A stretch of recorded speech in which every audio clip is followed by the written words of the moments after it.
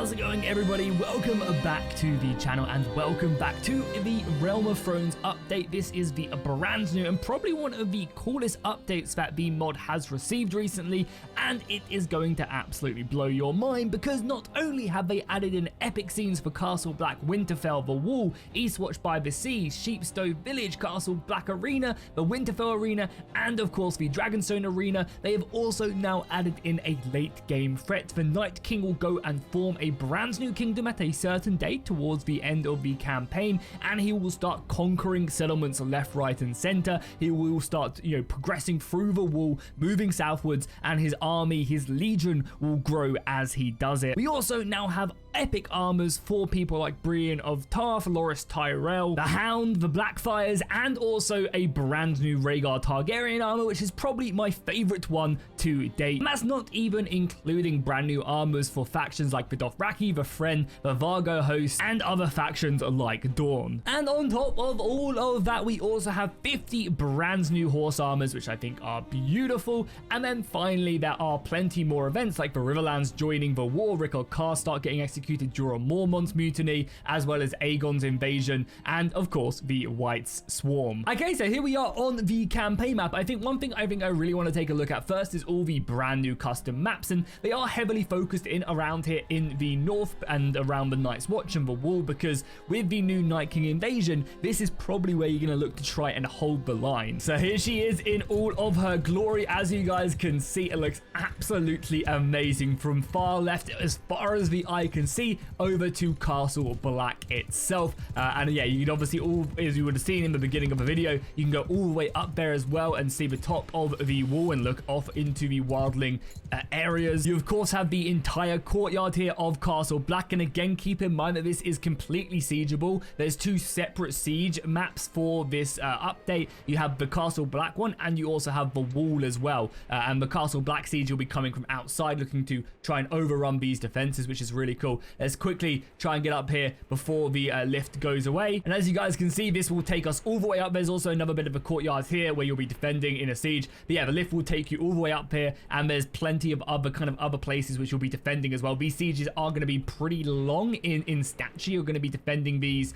and the siege battles themselves are going to go on probably quite a while when you are attacking, because these maps are pretty big, but that's kind of what you want from these epic sieges as we make our way up. And then when you make your way all the way at the top, you'll be able to see that you have this massive trench line that you'll be defending, and again, it looks absolutely incredible from side to side. These are definitely going to be some potent defenses of archers scattered everywhere as the enemy do attack, and you can obviously make your way often, even maybe pee off the edge of the world. And it looks, yeah, as you guys can see from side to side, it looks really cool. Only that though, we also have the Castle Black Arena as well, so this is just going to be like an open field. If you want to come do tournaments here, you can. And again, as I mentioned, there's a Winterfell version, and there's also a new Dragonstone Arena as well. So when you do fight tournaments in these, historic settlements, you're going to be able to actually get immersed in the world, and it's really awesome they've taken the time to do that. As I mentioned as well, the Wall is its actual own separate part of the campaign. It's now no longer just Castle Black. So Castle Black's in here, and again, if the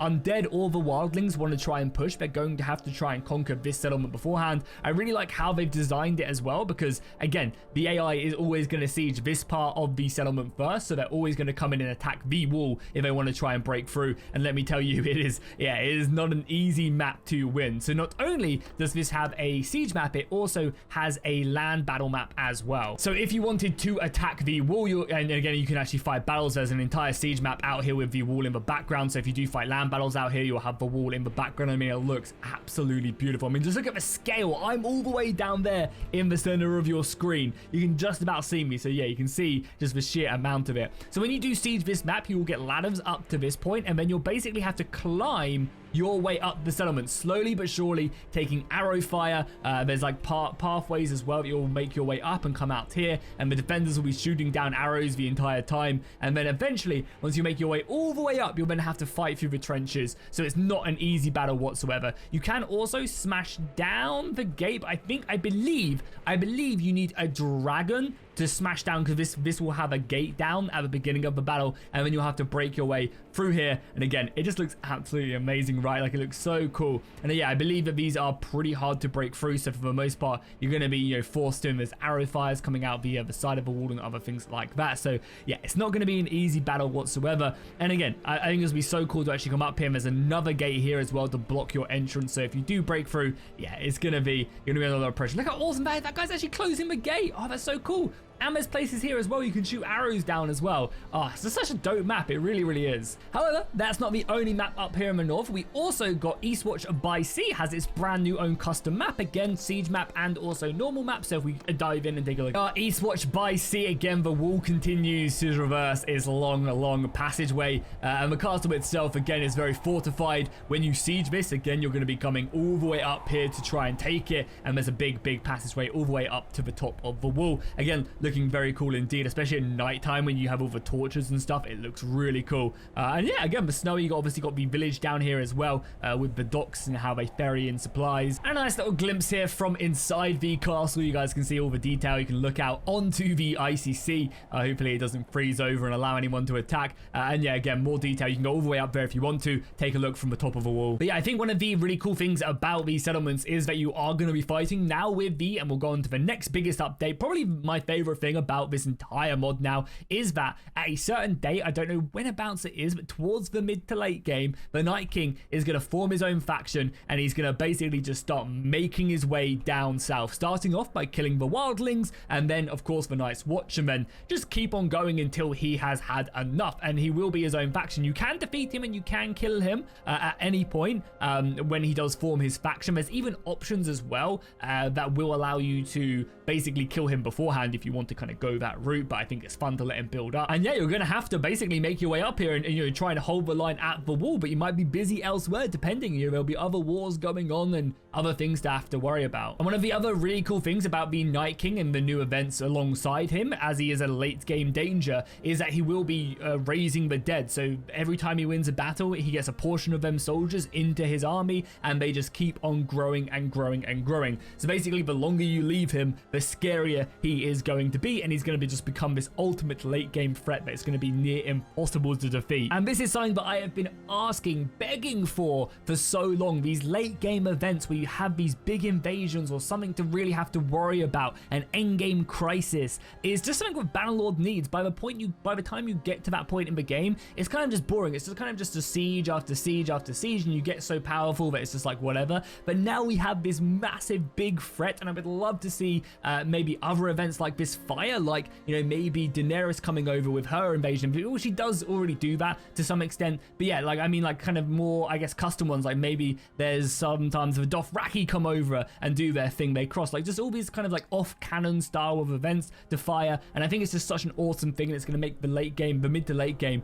so much more exciting. Again, yeah, maybe we have like the Stepstones, for example, form a massive nation, and then they get a bunch of soldiers, and then they start invading, like just kind of breaking up the game and making it so that every campaign just isn't the same. That's probably my favorite new update to the mod itself. I think the late game event is going to be so much fun to mess around with, and just trying to prepare yourselves, and yeah, different types of difficulty is going to be important. So yeah, if we go to the options really quickly, you guys can actually see, and again, the new eye looks beautiful. But yeah, if you go down to Realm of Thrones, you can actually adjust how difficult it is down here. Yeah, the others. So again, you can set them if you don't want them sieging or raiding. You can change all of that. But yeah, you can actually change how much they grow and how big their party limit is. So if you want like the ultimate difficulty, you could do that. And basically, he is going to get so many soldiers, and he is going to just have the largest party physically possible, and it's going to be crazy. They have also implemented a bunch of other mods as well, or maybe just created their own versions of them, like stuff like the difficulty level as well. So you can change like how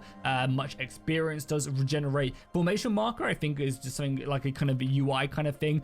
Battle rewards, that's nice. So you can, again, I always recommend you just sticking up like the battle renown gain to like 3 times the normal limit or something along them lines. Generally what I do. And also maybe changing the crafting stamina as well if you want to create some weapons. Of course, you've also got the enlistment as well, so you can obviously join other people. The dragons as well, there is now scale to them. So again, if you want to just basically make them not as potent, you can do so now, which I think is a pretty good idea, especially now with the Dany events, now that Dany is going to be invading Westeros. So again, making it so that the dragons aren't as crazy is never a bad idea. And there's a few other things again that you can do. Again, you mess around with the custom war mechanic, choose what kind of historic wars you want and what ones you don't want to do. I think that's all pretty nice. Oh yeah, and also again, not to mention as well, you obviously have the naval combat as well, which is still very much a work in progress, but cool nonetheless. The next thing we can take a little look-see at in this brand new Patreon update is going to be the Eyrie. The Eyrie has received a brand new model right here, and I think it looks beautiful on the campaign map, as you guys can see, making your way up from all the different gates and then going up into the Eyrie. Again, just looks really, really nice. We're doing a great job with that. Not only that, we've also got a brand new Harrenhal as well. If I can just find it, I'm lost for a second. Yeah, right here. Sorry, it's hard to see the water from up this because they're really high textures when you zoom in. But yeah, we have a brand new Harrenhal model right here, again, on the campaign map. It looks really, really nice. They've done a great job there. And then finally, if we make our way all the way down into the south, there's a brand new Old Town update as well. The Old Town model has been completely revamped and again looks beautiful. Next, let's take a look at some of the beautiful armors. So this is probably one of the nicest new armors they've ever made. Honestly, it looks absolutely incredible. So this is Aegon Targaryen's armor and yeah, it just looks insane from all the detail. I think there's a few variants as well. I believe there's a couple helmet variants where the visor of the dragon wings is actually lifted up as well. And yeah, I mean, what more can you say? This feels absolutely beautiful, and they've done an insane job with it. We also have Brienne of Tarth's armor, so you can see it right here, looking pretty goddamn beautiful. They've also made it so that the armor itself is very much very good. Previously, the Wanderers themselves had not as good equipment. Their equipment was lacking. However, they've made it so that their equipment is amazing now, top tier, some of the best in the game, and they will cost a pretty penny. I think Brienne of Tarth, I just recruited her, and she was like 500,000 gold. Oh, another thing as well that they've actually implemented, which I actually really love, again, it's another way of just giving the player some progression, is now weapons require a certain level of skill to wield them. So, for example, you can't just be a new person starting out and wielding a Valyrian steel sword, or, an epic Tyrell sword that's been passed down, or even something like ice. You're going to need to have some of the best two-handed weaponry skill, or one-handed skill, or whatever to actually go ahead and acquire these weapons. You're going to, it's not exactly like it's going to be impossible to do it, and especially again you can adjust the experience required with the XP mod, but you can see there's a lot of these weapons I can't use because I need a certain amount of one-handed skill or two-handed or pike skill or whatever it is to actually acquire it. So this actually means that these weapons are actually important, like actually leveling up your skills is actually important. I think this is such a nice improvement to the game. It gives you a goal to work towards instead of just unlocking the best equipment at the beginning of the game. And again, I think that's the same with the weapons as well. You can't just put on the best armor without having at least semi-decent athleticism. And again, if you're going to wear heavy armor, you need to be able to move in it and stuff, and vice versa. I imagine there's going to probably be some decent light armor that you can probably still wear and stuff. But yeah, you're going to be like having to actually level up these stats to acquire better equipment. I think that's such a nice change, and it just makes the campaign again, gives you just a sense of progression as you do finally unlock the stats needed to put on like a heavy breastplate or something. Oh yeah, something as well I also forgot to mention is that Highgarden also has its own custom model as well. So Highgarden is it has its own complete custom model now, which is nice. So yeah, that's gonna basically do it for all the major updates. As I mentioned, there's 50 new armors. The Dornish have some different armors as well. Factions with house troops, so keep in mind as well that there are house troops in the game, so every faction has their own custom a majority of houses have their own custom units. They will only recruit them units now. So for example, the Dornish will be recruiting their actual House Martell are going to be recruiting their Martell units rather than these Dornish units right here. Again, just going to kind of add some more variety into battle. You're going to be seeing all these different houses fighting, which I think again adds lots of flavor with the banners and stuff. It's going to be beautiful. So made it as well that you can send mail heirs. If you take King's Landing, you can send people to the wall, which is kind of funny. Even the character you're playing as, so if you kind of take it and then you want to go off and play as a new character, you can do that. They've also made it as well that the people in control of King's Landing will always be the head of the Baratheon Lannister line is always going to be the person who owns King's Landing. So no longer is like Tywin going to be classed as the leader of the faction anymore, which again is a nice little change. So overall, this update is absolutely huge. I think with all the awesome new custom maps and siege maps, along with the additions of the the Night King actually invading. Like, I think that is just one of the ultimate, like, coolest things that we'll be able to hopefully experience with, you know, having him invade and trying to stop him. And I think there's going to be plenty of other very cool situations where you can just buff him up to the max. This is the Winterfell Arena, by the way. And yeah, this is honestly just, yeah, an absolutely huge update. Definitely go check it out. So at the moment, it is currently only available for their Patreons. And I think this will be Patreon only for a little while. Unfortunately, there's lots to actually do to fix and stuff. And obviously, it's all very time consuming over the holidays. However, it's a great way of supporting the mod developer and the team so they can go and, of course, get more stuff, more assets in the game. Maybe you can support them for like as little as $2. However, this will, of course, be made public at some points. Just keep an eye out. I'll, of course, let you guys know as soon as it is made public. If you guys want to see a proper full campaign on this as we try and defeat the Night King and obviously win the War of the Five Kings, then let me know down below in the comments. And of course, by dropping a comment letting me know what faction you think we should play as. And I'll see you guys in the next one.